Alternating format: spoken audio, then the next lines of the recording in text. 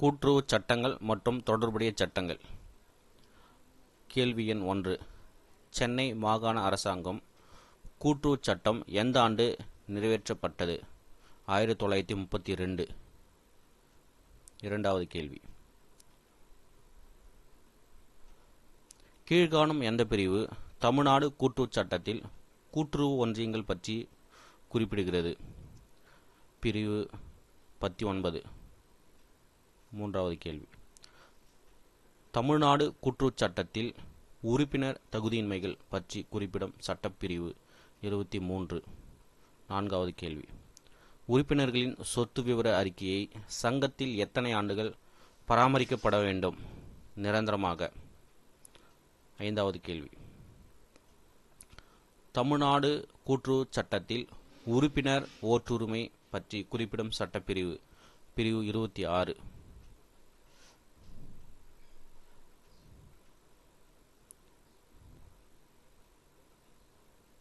ஆறாவது கேள்வி. சாதாரண விடுமுறை பதிவேட்டை எத்தனை ஆண்டுகள் பராமரிக்கப்பட வேண்டும்? 1 ஆண்டுகள். ஏழாவது கேள்வி. சங்கத்தில் தபால் பதிவேடு எத்தனை ஆண்டுகள் பராமரிக்கப்பட வேண்டும்? 3 ஆண்டுகள். எட்டாவது கேள்வி. தமிழ்நாட்டில் தனி அலுவலர் நியமன சட்டம் எந்த ஆண்டு ஏற்பட்டது? 1976. ஒன்பதாவது கேள்வி. புதிய கூட்டுறவு சட்டம் அமலாக்கப்பட்ட ஆண்டு 1988. 10வது கேள்வி. கூட்டுறவு சங்கத்தில் மேசை நாற்காலிகள் பதிவேடு எத்தனை வருடம் பராமரிக்கப்பட வேண்டும்? நிரந்தரமாக பராமரிக்கப்பட வேண்டும். 11. தமிழ்நாடு கூட்டுறவு சட்டம் 1983 கீழ்கண்ட எந்த பிரிவு தகராறுகள் பற்றி குறிப்பிடுகிறது? பிரிவு 90. 12வது கேள்வி. தமிழ்நாடு கூட்டுறவு சட்டம் 1983 படி கீழ்கண்ட எந்த பிரிவு கலைப்பு அலுவலர் பற்றி குறிப்பிடுகிறது? பிரிவு 138. 13வது கேள்வி. தமிழ்நாடு கூட்டுறவு சட்டம் 1983 படி கீழ்கண்ட எந்த பிரிவு பதிவை ரத்து செய்தல் பற்றி குறிப்பிடுகிறது? பிரிவு 140. 14வது கேள்வி. தமிழ்நாடு கூட்டுறவு சங்க சட்டம் 1983 படி கீழ்கண்ட எந்த பிரிவு கடன்களை வசூலித்தல் குறித்து குறிப்பிடுகிறது? பிரிவு 144. 15வது கேள்வி. தமிழ்நாடு கூட்டுறவு சங்க சட்டம் 1983 படி கீழ்கண்ட எந்த பிரிவு கூட்டுறவு தீர்ப்பாயம் குறித்து குறிப்பிடுகிறது? பிரிவு 151. 16வது கேள்வி. தமிழ்நாடு கூட்டுறவு சங்க சட்டம் 1983 படி கீழ்கண்ட எந்த பிரிவு கடன்கள் மீதான கட்டுப்பாடுகள் குறித்து குறிப்பிடுகிறது? பிரிவு 66. 17. தமிழ்நாடு கூட்டுறவு சங்க சட்டம் 1983 படி கீழ்கண்ட எந்த பிரிவு கடன் பெறுவதில் கட்டுப்பாடுகள் குறித்து குறிப்பிடுகின்றது? பிரிவு 67. 18. தமிழ்நாடு கூட்டுறவு சங்க சட்டம் 1983 படி கீழ்கண்ட எந்த பிரிவு நிதிகளை முதலீடு செய்வது குறித்து குறிப்பிடுகிறது? பிரிவு 68. 19. தமிழ்நாடு கூட்டுறவு சங்க சட்டம் 1983 படி கீழ்கண்ட எந்த பிரிவு நிதிகளை அங்கத்தினர்களிடையே பிரித்து கொடுக்க கூடாது பற்றி குறிப்பிடுகிறது? பிரிவு 69. 20. தமிழ்நாடு கூட்டுறவு சங்க சட்டம் 1983 படி கீழ்கண்ட எந்த பிரிவு சொத்துக்களை தவறாக பயன்படுத்துதல் கூடாது பற்றி குறிப்பிடுகிறது? பிரிவு 71. 21. தமிழ்நாடு கூட்டுறவு சங்க சட்டம் 1983 படி கீழ்கண்ட எந்த பிரிவு வருங்கால வைப்பு நிதி குறித்து குறிப்பிடுகிறது? பிரிவு 78. 22. தமிழ்நாடு கூட்டுறவு சங்க சட்டம் 1983 படி கீழ்கண்ட எந்த பிரிவு பணிக்கொடை நிதி குறித்து குறிப்பிடுகிறது? பிரிவு 79. 23. தமிழ்நாடு கூட்டுறவு சங்க சட்டம் 1983 படி கீழ்கண்ட எந்த பிரிவு மகாசபை கூட்டங்கள் குறித்து குறிப்பிடுகின்றது? பிரிவு 32. 24. தமிழ்நாடு கூட்டுறவு சங்க சட்டம் 1983 படி கீழ்கண்ட எந்த பிரிவு நிர்வாக சபையின் அமைப்பு மற்றும் கூட்டங்கள் பற்றி குறிப்பிடுகிறது? பிரிவு 33. 25. தமிழ்நாடு கூட்டுறவு சங்க சட்டம் 1983 படி கீழ்கண்ட எந்த பிரிவு தகுதியின்மை மற்றும் நீக்குதல் பற்றி குறிப்பிடுகிறது? பிரிவு 36. 26வது கேள்வி. தமிழ்நாடு கூட்டுறவுச்சங்க சட்டம் 1983 படி கீழ்க்கண்ட எந்த பிரிவு சங்கங்களின் முகவரி பற்றி குறிப்பிடுகிறது? பிரிவு 37. 27. தமிழ்நாடு கூட்டுறவுச்சங்க சட்டம் 1983 படி கீழ்க்கண்ட எந்த பிரிவு சங்கத்துக்கு முதல் பற்றுரிமை பற்றி குறிப்பிடுகின்றது? பிரிவு 40. 28வது கேள்வி. தமிழ்நாடு கூட்டுறவுச்சங்க சட்டம் 1983 படி கீழ்க்கண்ட எந்த பிரிவு அங்கத்தினர்கள் பதிவேடு பற்றி குறிப்பிடுகிறது? 46. கேள்வி எண் 29. தமிழ்நாடு கூட்டுறவுச்சங்க சட்டம் 1983 படி கீழ்க்கண்ட எந்த பிரிவு தலைமை சங்கத்திற்கு அரசு நிதிகள் அளித்தல் பற்றி குறிப்பிடுகிறது? பிரிவு 53. 30வது கேள்வி. தமிழ்நாடு கூட்டுறவுச்சங்க சட்டம் 1983 படி கீழ்க்கண்ட எந்த பிரிவு அரசு கூட்டு துணை மூல நிதி பற்றி குறிப்பிடுகின்றது? பிரிவு 55. 31வது கேள்வி. தமிழ்நாடு கூட்டுறவுச்சங்க சட்டம் 1983 படி கீழ்க்கண்ட எந்த பிரிவு பங்குகள் வாங்குவதை அரசு அங்கீகரித்தல் பற்றி குறிப்பிடுகின்றது? பிரிவு 56. 32. தமிழ்நாடு கூட்டுறவுச்சங்க சட்டம் 1983 படி கீழ்க்கண்ட எந்த பிரிவு பதிவு செய்தல் குறித்து குறிப்பிடுகின்றது? பிரிவு 9. 33வது கேள்வி. தமிழ்நாடு கூட்டுறவுச்சங்க சட்டம் 1983 படி கீழ்க்கண்ட எந்த பிரிவு பதிவு செய்ததற்கான சான்று பற்றி குறிப்பிடுகின்றது?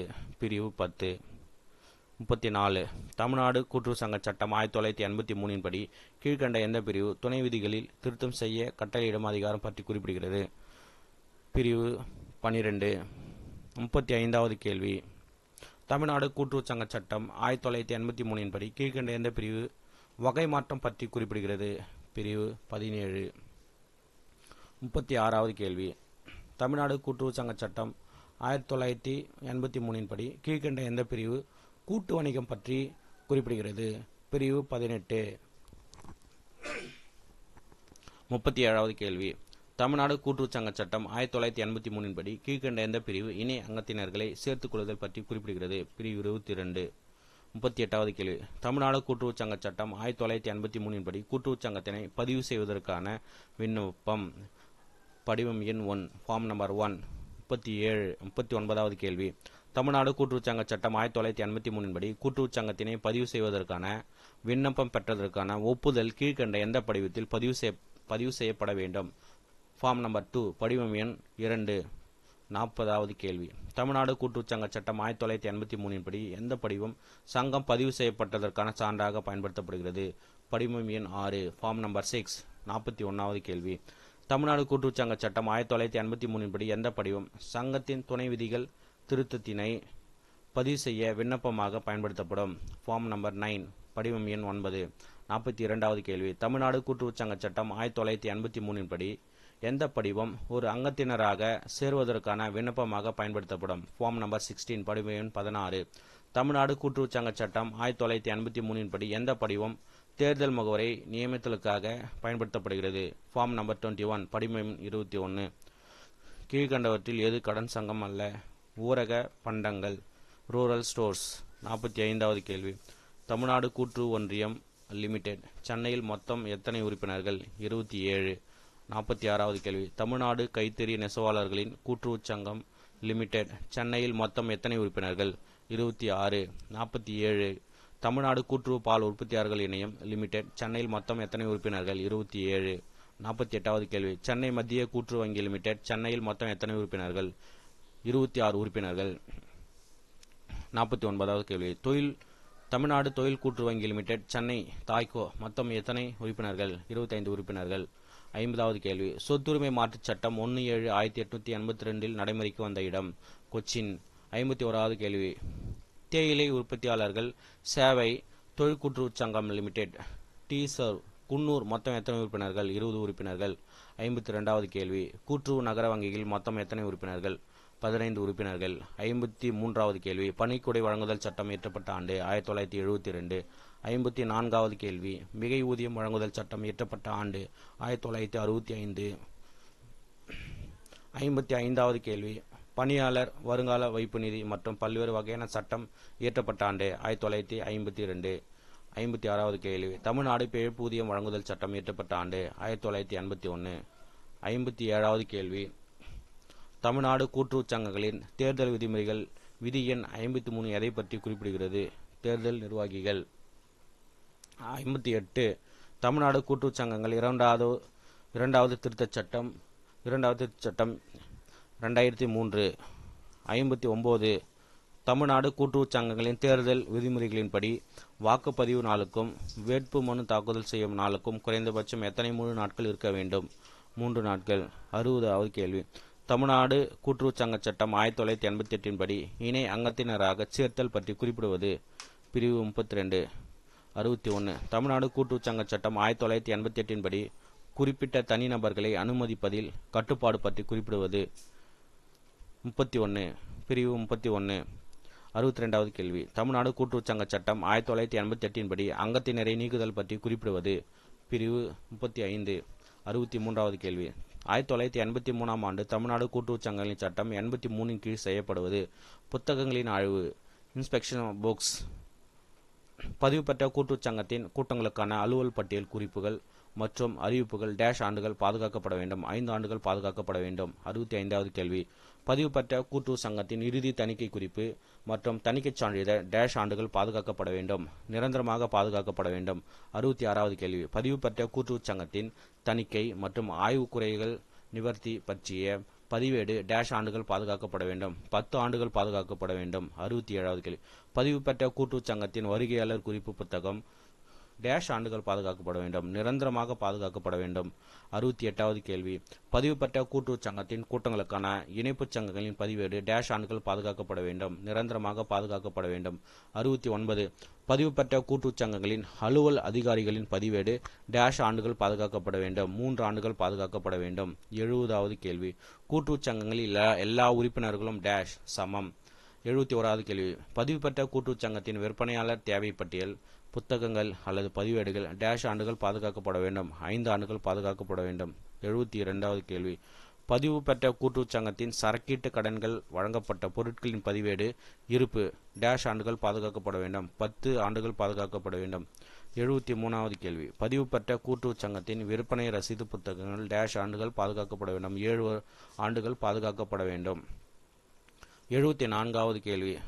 பதிவு பெற்ற கூட்டுறவு சங்கத்தின் விற்பனை சட்டா டேஷ் ஆண்டுகள் பாதுகாக்கப்பட வேண்டும்? 7 ஆண்டுகள் பாதுகாக்கப்பட வேண்டும்.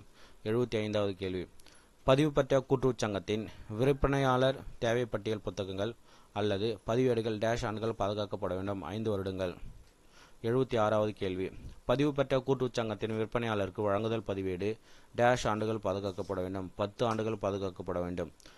77வது கேள்வி. பதிவு பெற்ற கூட்டுறவு சங்கத்தின் விற்பனையாளர் பொறுப்பு பதிவேடு டேஷ் ஆண்டுகள் பாதுகாக்கப்பட வேண்டும்? 10 ஆண்டுகள் பாதுகாக்கப்பட வேண்டும். 78வது கேள்வி.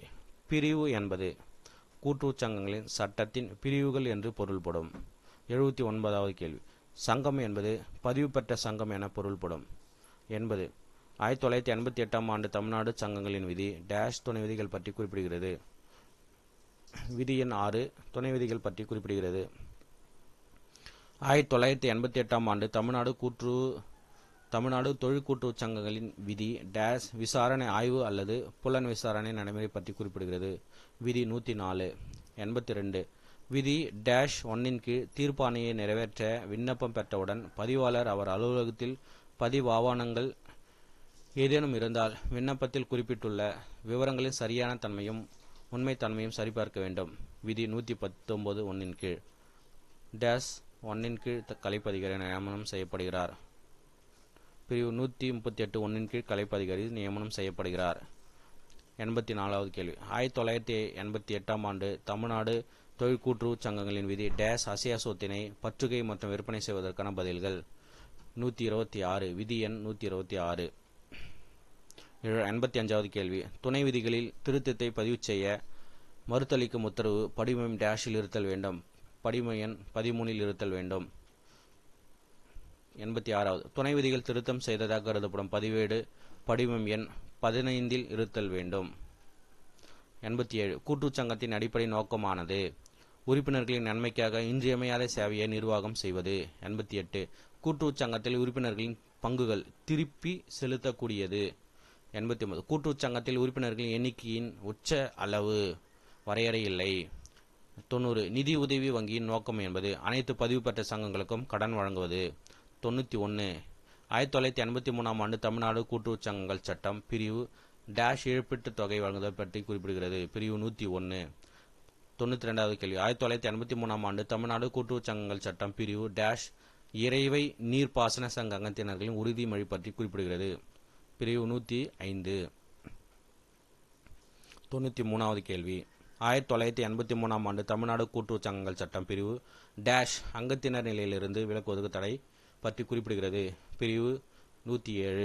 94வது கேள்வி மரங்களை வெட்டி கரிக்கட்டையாக மாற்றுவதற்கு எண்ணம் கொண்டிருக்கும் போது அந்த மரங்கள் வேலைப்பாட்டிற்காக நிற்கும் மரங்கள். நிலத்தின் மேலுள்ள மேல் கட்டுமானம் என்பது அசையா நிலை சொத்தாகும். பூமியுடன் இணைந்த பொருள் என்பது அசையா சொத்து. 97வது கேள்வி சொத்துரிமை மாற்றுச் சட்டத்தின் இப்பிரிவினை கொள்கையில் இந்துக்களால் அங்கீகரிக்கப்பட்டதாகும். பிரிவு 10. சொத்துரிமை மாற்றுச் சட்டம் பிரிவு டேஷ் என்பது பாகப்பிரிவினை சொத்துரிமை மாற்றமாகாது. பிரிவு 10. பின்வரும் நபர்கள் சொத்துரிமை மாற்றம் செய்ய அதிகாரம் அளிக்கப்பட்டவர்களாவார்கள். இவை அனைத்தும் 100. ஒரு நபர் ஒருவருக்கு சொத்து இருந்தாலும் இல்லை என்றாலும் இந்து மனைவி அவரால் பராமரிக்கப்படுவதற்குரியவராவார். சட்டப்படியானது.